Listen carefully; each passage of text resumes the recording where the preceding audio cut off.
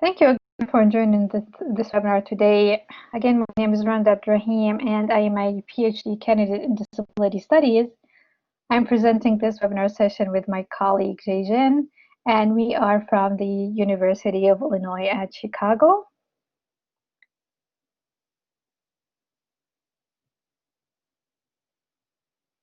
This webinar was developed by the Institute on Disability and Human Development at the University of Illinois at Chicago through the Census Project. Financial support is provided by Habilitative System with funding made available by the state of Illinois. So now I am going to turn it over to Jay-Jin to begin the presentation. Thank you, Rhonda. Hello, everybody, and welcome to our webinar on being counted and learning about how to participate in the census for people with disabilities. Today's agenda is we'll spend some time talking about what the census is. We'll also talk about why is it important for people with disabilities to be counted on the census.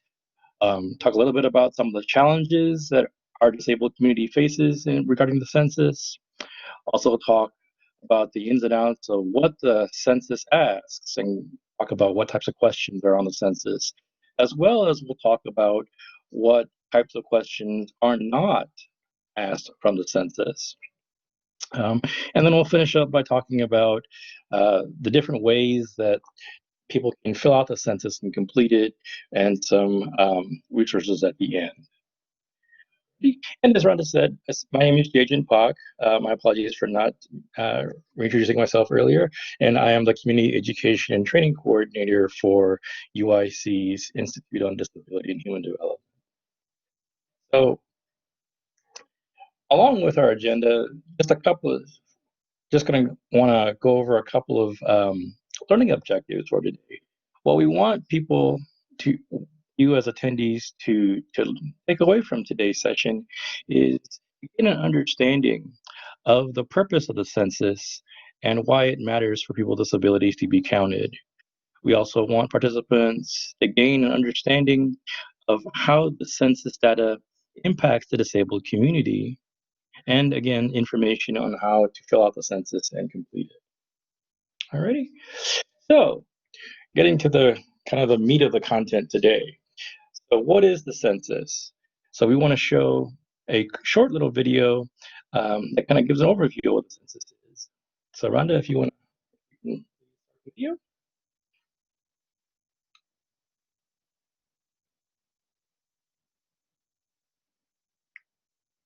Ooh, we can't hear that.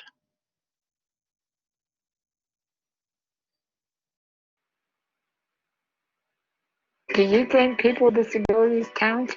Then you need to make sure you're counted as part of the 2020 census. Every 10 years, the census counts how many people live in the United States. It's right in the Constitution. The census also determines how $1.5 trillion in taxes are distributed to each city, county, and state.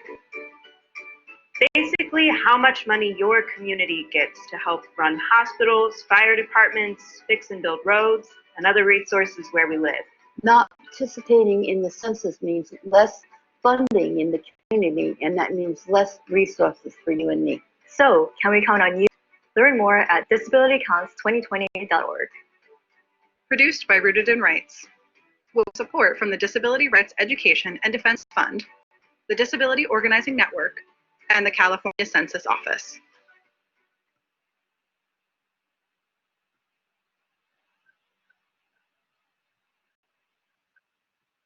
Great, thank you so much. So,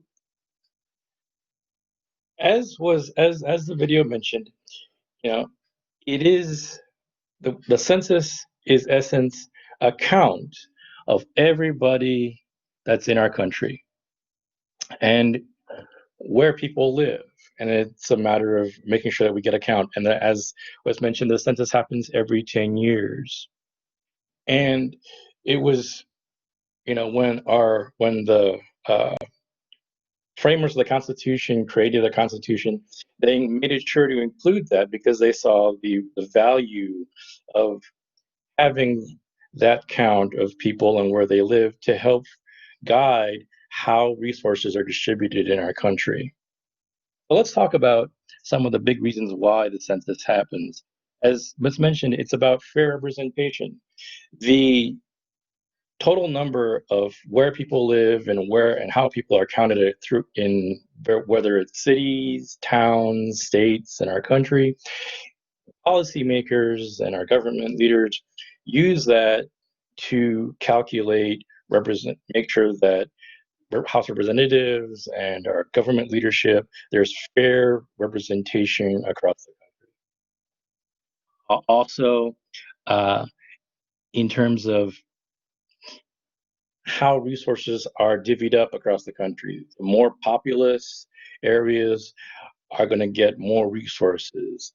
Less populated areas, because there are less people, will get less resources, in general speaking. And then lastly, it's important to know that it's all our individual, all as residents and as people living in this country, it is part of our civic duty to complete the census so that we get counted.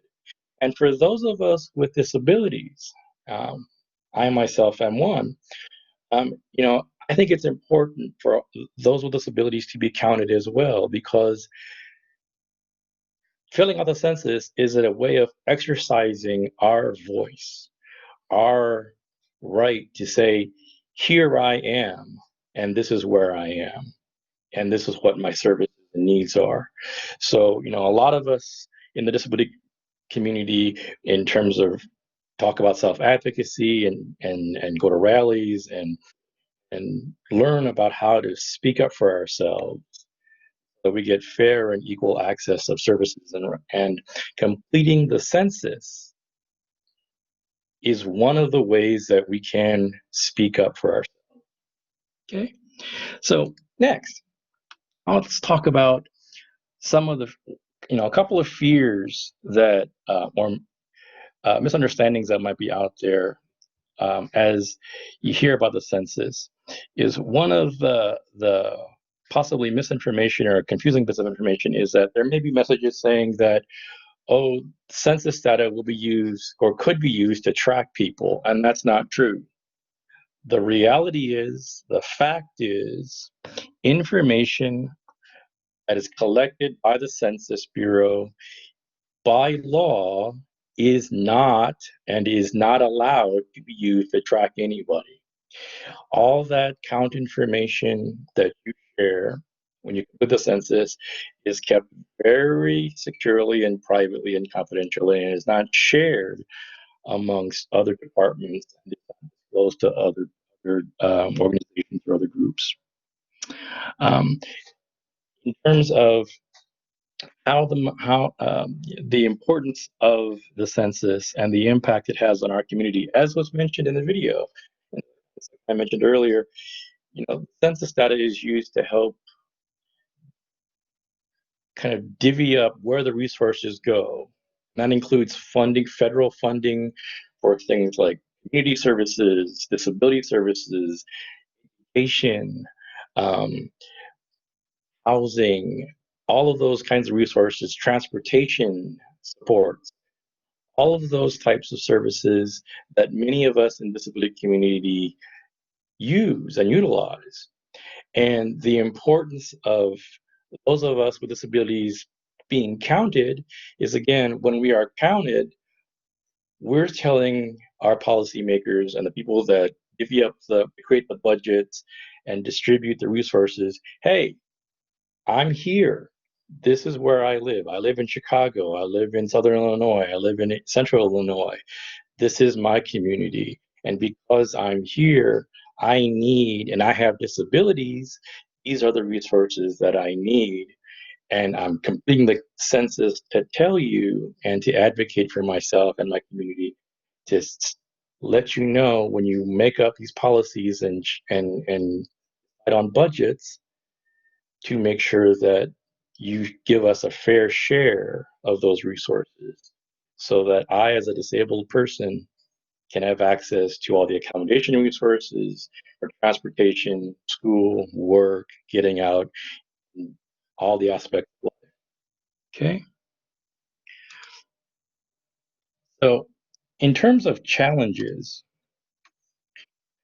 some of the challenges over the years is that, you know, and any of us with disabilities understand that disability has a lot of stigma, sort of negative messaging around it. But the reality is that we should all be proud of who we are. It took me a while, and I'm grateful to my mentors in the disability community to help me embrace that and be proud of my disabled identity.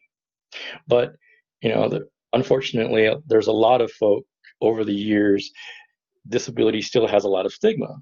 And for some period of time, the census, it kind of being counted as part of the census wasn't as a big priority. However, that's changed. Now, today, the Census Bureau has identified that they want to connect with the disabled community. They want to make sure and be very proactive to make sure that folks in the disabled community are counted. Other challenges over the years was in terms of access. Some of the materials and information was inaccessible. That is also not true now. Today, on the census website, which we'll share a little bit later, as well as other materials, has been adapted to be in multiple formats, large print, materials available in Braille and multi-languages, so that, you know, those of us with disabilities who use different formats do have the option of getting that material in a format that we can read and understand.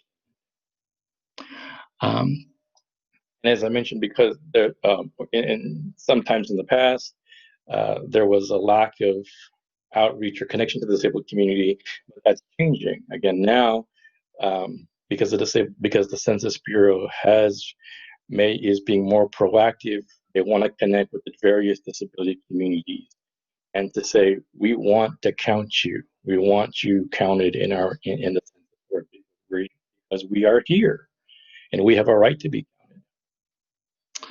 counted. The last couple of things in terms of barriers is that, you know, for many individuals in the disability community who've lived and struggled, sometimes when we've tried to access services, sometimes the services have let us fall through the cracks. And that, if that happens a few times, that can create distrust or doubts about the sincerity of certain government services or other resources, and understandably so. But, you know, it's important to again recognize that in our current efforts, the Census Bureau is being proactive, and things are changing, and things are getting better through a lot of self-advocacy work, as well as just kind of growing understanding and inclusion and acceptance of people with disabilities. So yes, it's important to understand and recognize that there is some confusion and some mistrust, but try to find ways of bridging that and finding some connection with folks who are doing this kind of work. Okay, and lastly, disability intersects with a lot of different communities. It exists in all different communities, races, age groups, socioeconomic statuses, in different faith traditions. So one of the other challenges is that for some individuals who are part of other marginalized communities, that can create its own added barriers to being counted. Folks who are multilingual, whose English is not their primary language, they may not have ready access to get information about the census in their communities, or folks with who are undocumented. And there are individuals with disabilities who are undocumented, may have, again, concerns, doubts, and fears about what will happen if they get counted. And we'll talk about some of those in a little bit. But because, as individuals with disabilities, we intersect with multiple identities, it's important that outreach efforts be aware of that. And the positive news is that the folks who are involved in doing outreach around the census, workers who are in the process of doing the work now, are more aware and are being understanding and accepting of disability and of diversity, so that it is getting better. Okay. So I'm going to turn it back over to Randa, and we're going to dive into the meat of what the census actually asks, and to help how to and also how to fill it out. So, Randa? Okay, thank you so much, Jae-Jin. So now, in terms of what the census asks, there are 12 questions in the census form that are divided in topics related to where you live, how many live in your household, and how they are, and who they are, and how they are related to the main household member. The primary or the main household member is the person who completes the form. This can be you, your friend, a partner, or any other family members. The complete list of questions is available on the census website, and we included a link here for people who want to know more information about that. Okay, so what the census does not ask. Just to echo what Jae-Jin said earlier, information collected by the Census Bureau are kept secure and confidential.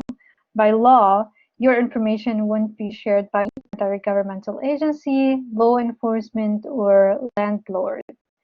And the Census Bureau will never ask for your social security number, your bank account or credit card numbers, anything related or on behalf of political parties, money, or donations.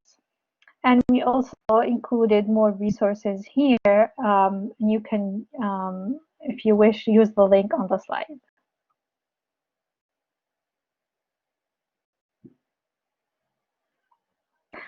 Also, it is important to know that people are counted at their usual residence, where they live and sleep most of the time. So for a person to fill out the census form, they need to live in independent settings. Many of you live in their own homes or with other family members and friends. So in these instances, a person with disability may be responsible for filling out the census questions. Also, many people with disabilities live in group homes or residential facilities, such as nursing homes and assisted living facilities. Information about the people who live in these places is collected in the group quarters enumeration, and the first wave of data collection actually started in April. Based on the type of the group facility and the administrative people residing in these places may be required to fill out the census form.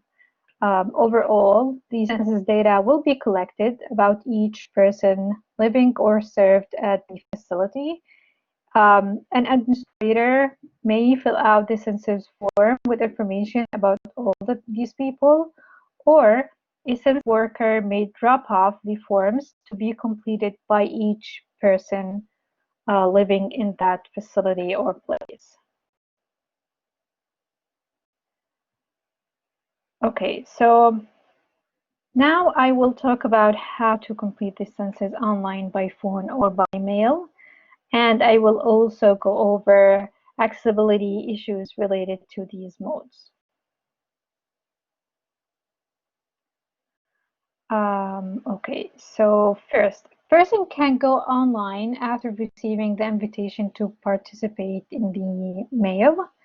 The census website, which is my2020census.gov, is compliant with Section 508 of the Rehabilitation Act, which means it is accessible to people with disabilities.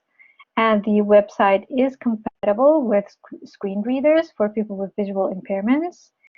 Guidelines on how to fill out the form online are also available in American Sign Language for people who are deaf or hard of hearing. It is also available in English and 12 additional languages. But for some people, this option may not be accessible. Those who don't have access to an electronic device or internet connection won't be able to complete the questions online. So responding by phone or by mail may work best for them. If you prefer to use the phone, you can call in and speak to a census worker who will help you fill out the questionnaire. Census workers who speak English or 12 additional languages are available, and people who have speech or hearing disabilities can respond in English through a telecommunication device. We included the number here on the slide. This method is suitable for a person who does not read or prefer verbal method. But again, if a person does not access to a phone, then this option is not for them. So in this case, responding by mail may also be appropriate. Many households have received the paper questionnaire, especially for those who haven't already responded. Braille and large print guides are available online to assist people with visual impairments or those who are blind to complete the paper questionnaire. And to get these forms, we provided the link here. I also want to acknowledge that the Census Bureau initially had a plan to have census workers do in-person interviews and gather the information. But due to COVID-19, this may not be an option anytime soon, at least not according to their website. So for now, anyone should be able to fill out the census form online by phone or by mail. So just to recap and really just to reiterate the very important information about the census, just that people with disabilities are important to count.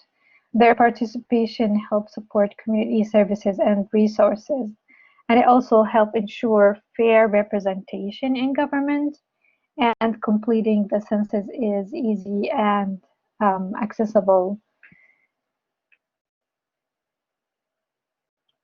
We have a list of resources, but also we wanted to show a video that was put up together by the Mayor Office for People with Disability.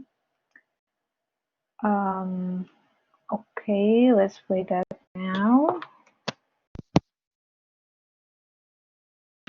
2020 is a census year, which means the federal government is going to try and count every person in every community across the United States. The more people we have, the more money we get. This money pays for a lot of things important to people with disabilities. If I did not have Medicaid, I would not be able to afford to live in the community with personal care assistance. It's great to have a support team that helps you to get around. El censo es importante para mí por los servicios que necesito y como mujer con discapacidad. The disability community gets overlooked all the time. Beyond the census is a chance to make sure our community is heard and counted. I feel left out, but I have the census to know who I am. No matter your citizenship status, age, orientation, or disability, you can be counted, and you should be counted. People with disabilities need to be counted during the census. A lot of our brothers and sisters do not understand how important the census is.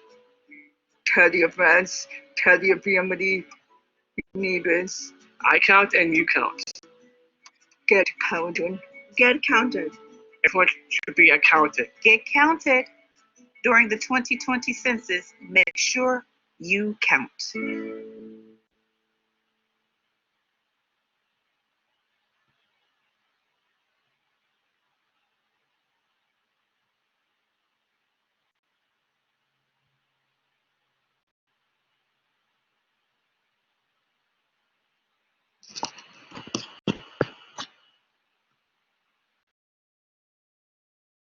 So we also have more resources. I don't know, do you want to go over these resources, JJ?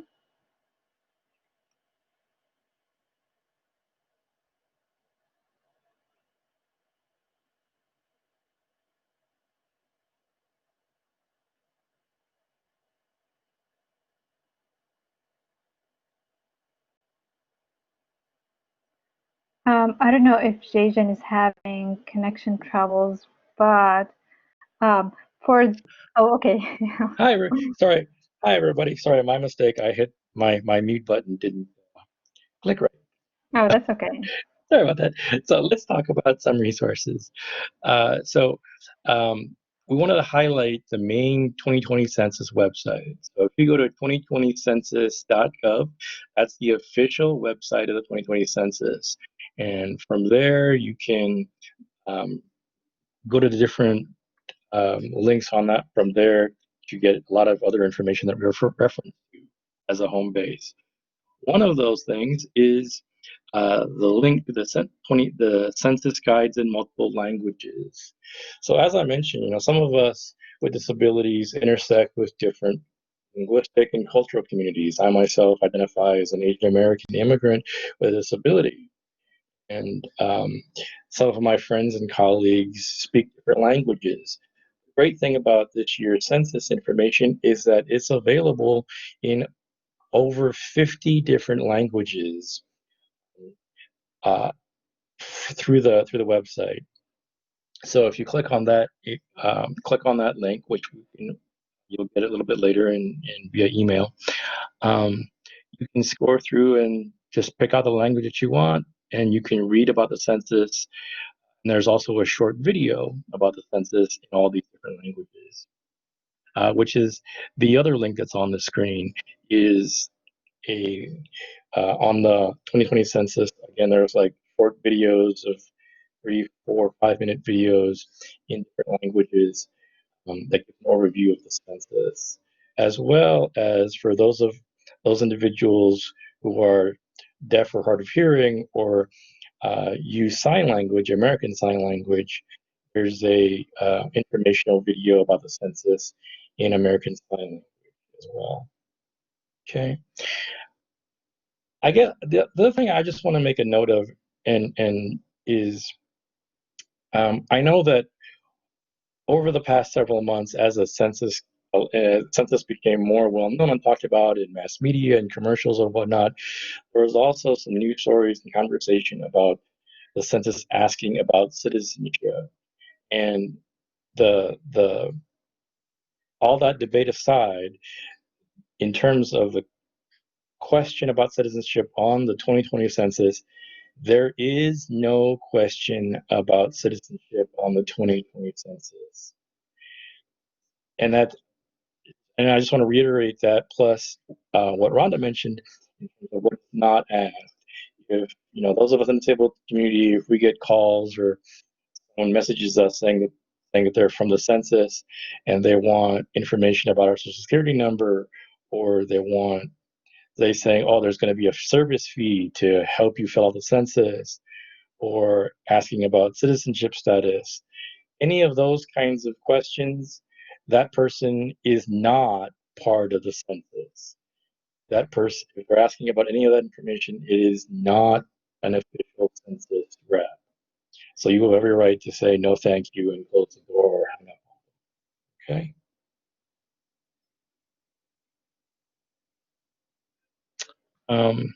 Let's see. I think we also have time for some questions if folks have questions in the chat. I also want to, as we round our session today out, want to also invite people that next Tuesday, the 23rd of June at 3 to 4, we're hosting another online Q&A session with a census expert. So Angela who's doing census work in Illinois, is going to be joining us next Tuesday from 3 to 4. So if folks have any questions about the questions on the census, or how to fill it out, or other types of questions around the census, we welcome you and invite you to come and ask your question at that time.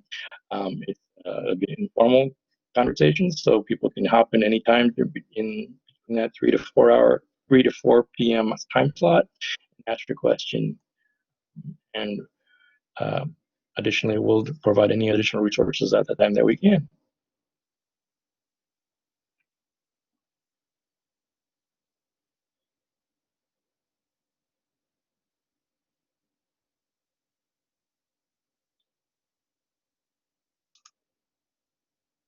Rana, do we have any questions in chat? No, we don't have any questions right now. So I think we can wrap up and end up the session. And just let people know that we will make this webinar available online as an introduction before the next webinar on June 23rd. So people with disability will be able to look up this information, and then if they have questions, they hopefully we'll be able to answer all of these questions during the next webinar. So thank you again for joining us, and take care, stay well, and be safe. Thank you, everybody. Bye-bye.